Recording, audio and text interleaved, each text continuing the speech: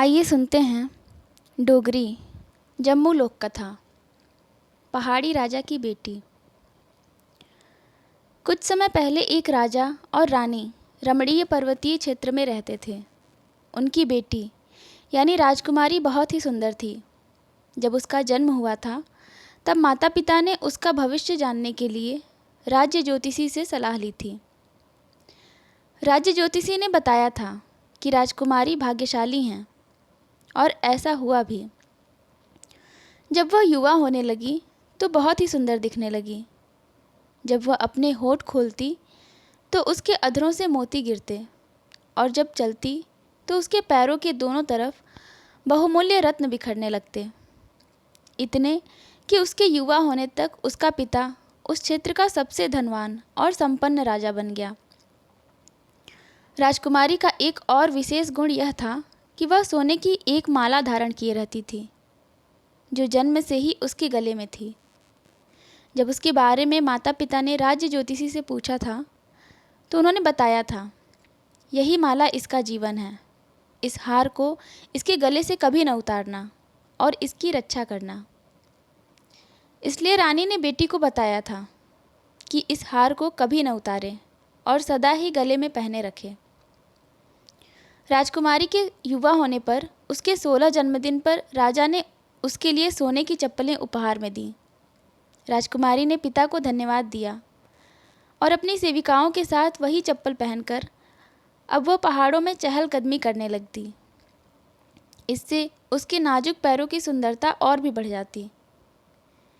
एक दिन राजकुमारी अपने सेविकाओं के साथ पहाड़ पर बने महल के आसपास जंगली फूल चुन रही थी कि उसका पैर फिसल गया।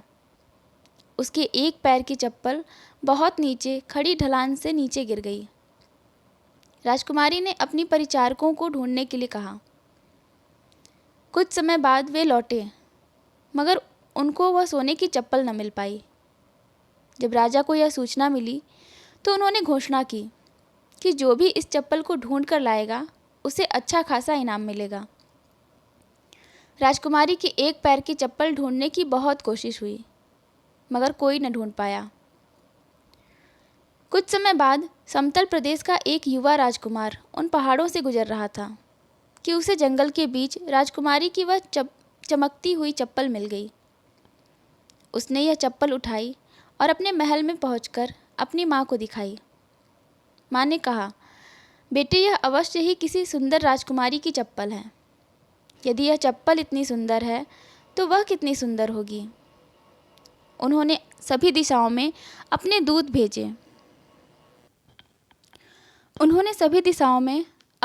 भेजे।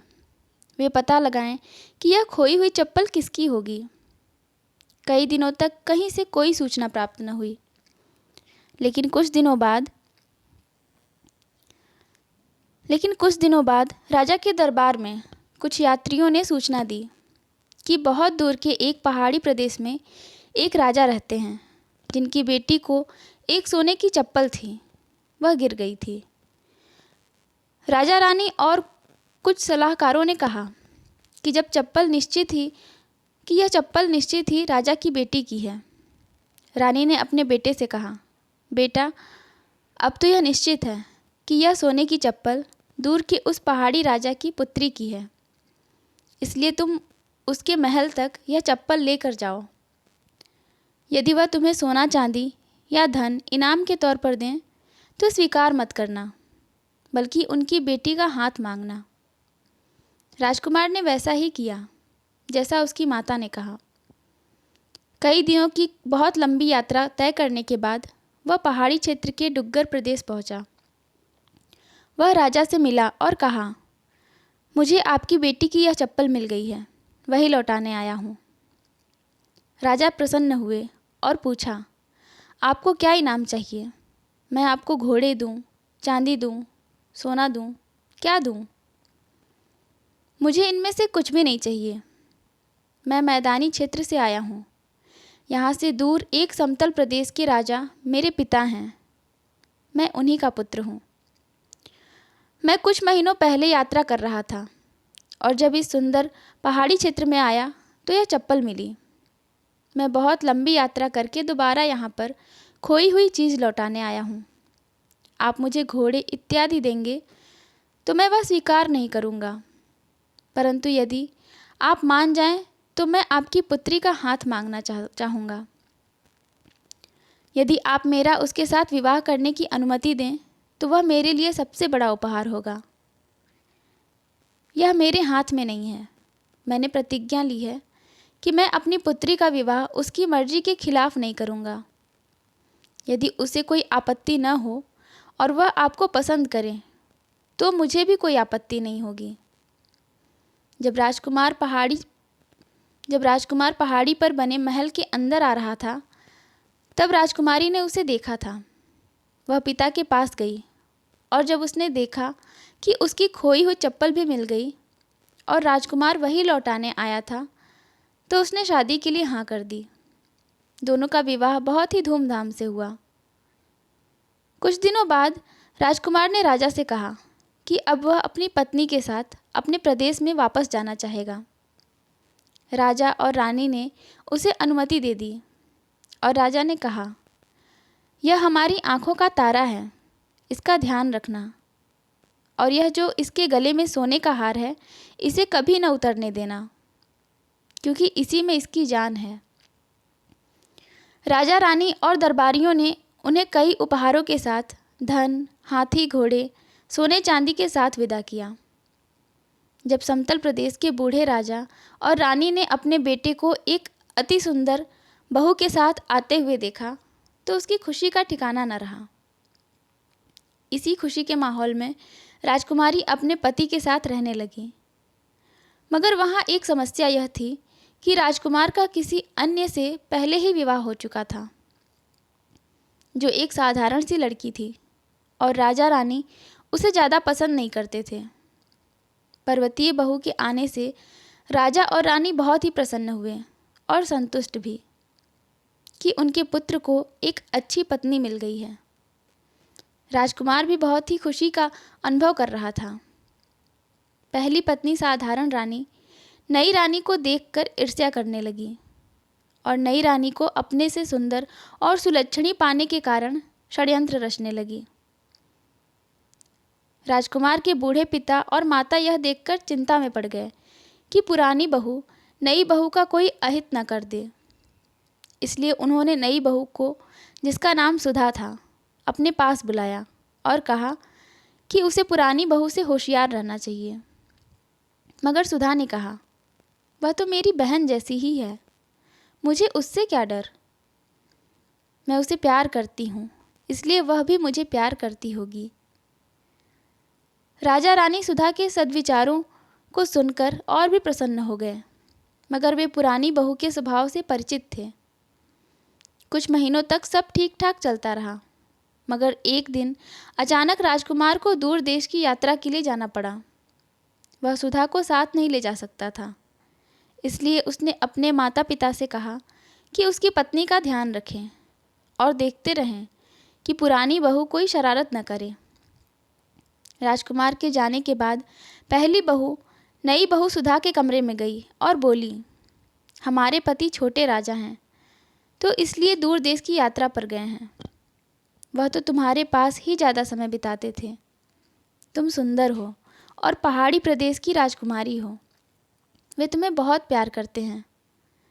हम दोनों तो बहनें जैसी हैं, इसलिए हमें आपस में मिलकर रहना चाहिए।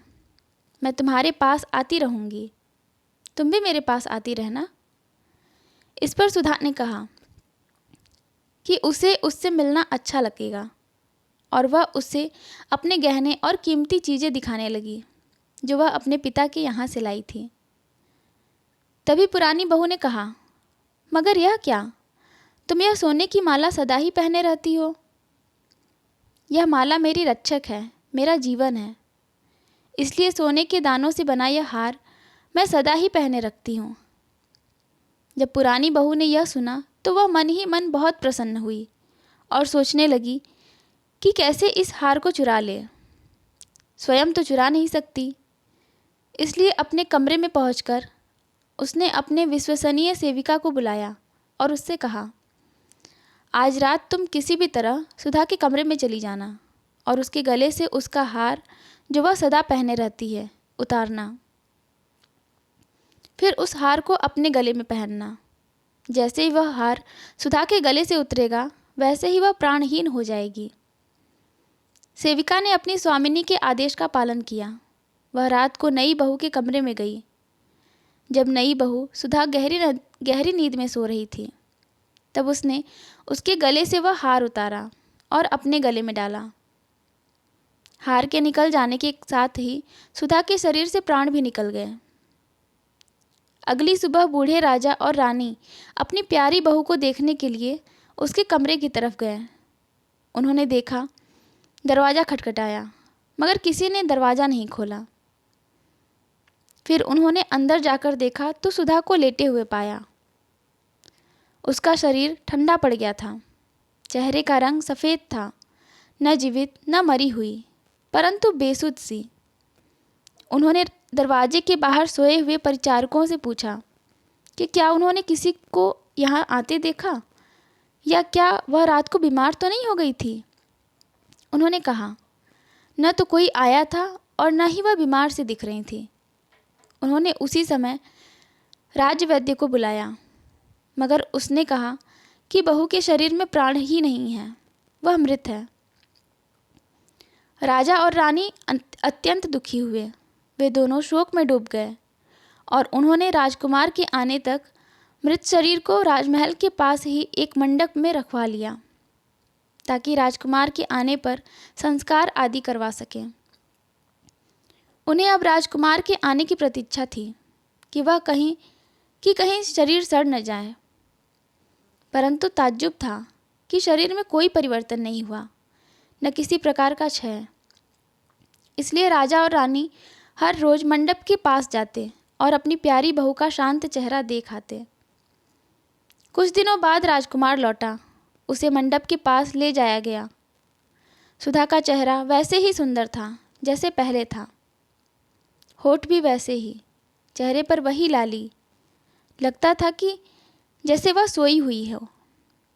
टूटे हुए दिल से राजकुमार अपनी सुंदर पत्नी को देखता रहा। उसको देखकर लगता था कि कहीं पत्नी के शोक में वह मर न जाए। वह अपने भाग्य को कोस रहा था कि क्यों उसे दूर के प्रदेश की यात्रा पर जाना पड़ा। न वह जाता, न वह इसके अंतिम क्षणों और अंतिम संवाद से वंचित रहता। वह पूरा दिन मंडप के सामने विलाप करता रहा। संध्या के समय उसे महल की ओर ले जाया गया। तब भी वह जाने से इनकार करता रहा और अपनी पत्नी की ओर देखते हुए कहने लगा, शायद यह तुम्हारे अंतिम दर्शन हैं। न जाने कल मैं रहूं न रहूं। मेरी मनोरम प्यारी पत्नी, मेरी सुधा। बूढ़े राजा और रानी को लगा शायद उनका बेटा राजकुमार पागल न हो जाए या उसकी भी मृत्यु न हो जाए। इसलिए उन्होंने उसे दूसरे दिन मंडप की ओर जाने से रोक दिया। जिस सेविका ने सुधा के गले से हार उतारा था और अपने गले में पहना था, वह शाम को सोते समय हार तथा अपनी चूड़ियाँ आदि उतारती और अगली सुबह फिर पहन लेती जब नींद से जाग जाती। जब शाम के समय वह सोने का हार उतारती थी, उस समय सुधा के शरीर में प्राण शक्ति जागृत होती, वह जीवित हो जाती थी। जब सेविका वह हार फिर से पहन लेती तो सुधा फिर से मृत सी पड़ी रहती। परंतु यह बात कोई न जान सका, क्योंकि राजा और रानी दिन में आते और फिर चले जाते। वे समझ नहीं पाते कि क्या करें। यह उनकी प्यारी बहू का क्या हाल हो गया। बेटी को कैसे संभालें, संस्कार करवाएं या नहीं। वे बूढ़े राजा रानी कोई निर्णय नहीं ले पा रहे थे। जब सुधा पहली बार रात के समय जागृत हुई तो वह पहले तो डर गई, मगर फिर समझ गई कि उसके गले का हार चुराया गया है।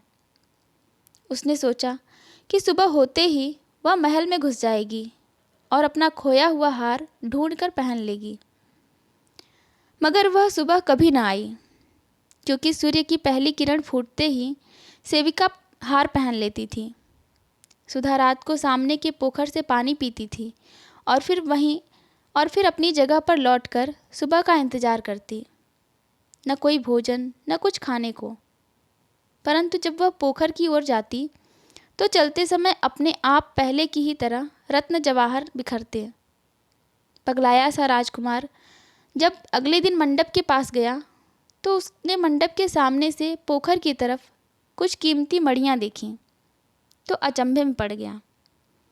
उसे लगा कि हो न हो उसकी पत्नी सुधा के शरीर में अब भी प्राण बाकी हैं। वह सारा दिन देखता रहा कि उसकी पत्नी का बेसुध पड़ा शरीर कोई हरकत करे, मगर ऐसा कुछ न हुआ, क्योंकि वह रात को ही जागृत होती थी। निराश होकर वह वापस महल में चला गया। वह अगले दिन मंडप की ओर नहीं गया और सारा दिन उदासी में काटा। महल के लोगों को लग रहा था कि शायद वह भी अब ज़्यादा दिन नहीं जिएगा, क्योंकि उसने खाना पीना भी छोड़ दिया था। शाम के समय भी वह उदास था, मगर सोच रहा था कि रत्न और जवाहर मंडप के आसपास कैसे आए होंगे। वह उठकर मंडप की ओर चला गया। वहाँ बैठा तो क्या देखता है कि कोई स्त्री मंडप से निकलकर पोखर की तरफ जाने लगी है। पहले तो उसे लगा कि कोई परी होगी, मगर फिर अपनी पत्नी को दूर से ही पहचान गया। जिस ओर से सुधा पोखर की तरफ गई, उस तरफ पथ पर कीमती मड़ियाँ बिखरने लगीं। उसे ताज्जुब हो रहा था, लगता था जैसे कोई सपना देख रहा हो। जब सुधा ने किसी के चलने की आवाज़ सुनी तो वह डर गई। अंधेरे में कुछ भी साफ साफ दिखाई न दे रहा था। फिर राजकुमार ने पुकारा, सुधा, मैं तुम्हारा पति हूँ। सुधा ने आवाज़ पहचानी और मंडप के पास आई, जहाँ दीप जल रहा था। दोनों ने एक दूसरे को देखा। सुधा ने कहा, नहीं, आप सपना नहीं देख रहे हैं। इस समय मैं जीवित हूँ। मैं ही आपकी सुधा हूँ, मगर दिन में मर जाती हूँ। आपके जाने के बाद किसी ने मेरा जीवन हार चुराया है। राजकुमार ने उसके गले की तरफ देखा तो वहाँ वह हार नहीं था जिसकी सुधा के माता पिता ने रक्षा करने को कहा था। वह वहीं मंडप पर उसके साथ बैठा रहा और कहा, तुम चिंता मत करो, मैं वह हार ढूंढ कर कल तुम्हारे पास आऊँगा। मैं पूरे महल की तलाशी लूँगा। वह सारी रात वहाँ बैठा रहा और सुबह होने से पहले महल में वापस आ गया। महल में पहुँचते ही राजकुमार ने सभी नौकरों और परिचारकों आदि को बुलवाया। सारे उसके सामने पेश हुए। जैसे ही उसने सेविका के गले में सुधा का जीवन हार देखा, वैसे ही उसने रक्षकों से कहा कि सेविका को कारागार में डाल दें। सेविका डर गई और उसने सब कुछ बताया। उसने बताया कि कैसे पहली बहू ने उसे यह चोरी करने के लिए आदेश दिया था। यह सब सुनने के बाद राजकुमार ने दुष्ट महिला बुरी पत्नी को भी जीवन भर के लिए कारागार में डालने का आदेश दिया। सेविका और उसकी स्वामिनी दोनों को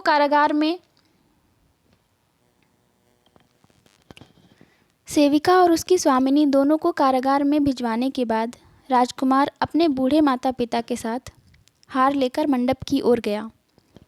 सुधा के गले में सोने का हार पहनाते ही उसकी प्राण शक्ति लौट आई और खुशी खुशी सभी महल की ओर लौट आए। बूढ़े राजा और राजमाता की आंखों में नई चमक लौट आई कि उनके बेटे का उजड़ा संसार फिर से बस गया। यह खबर पूरे राज्य में फैल गई। चारों तरफ खुशियां मनाई जाने लगी। उसके बाद बूढ़े राजा और रानी, उनका बेटा और उनकी बहू सुख से रहने लगे।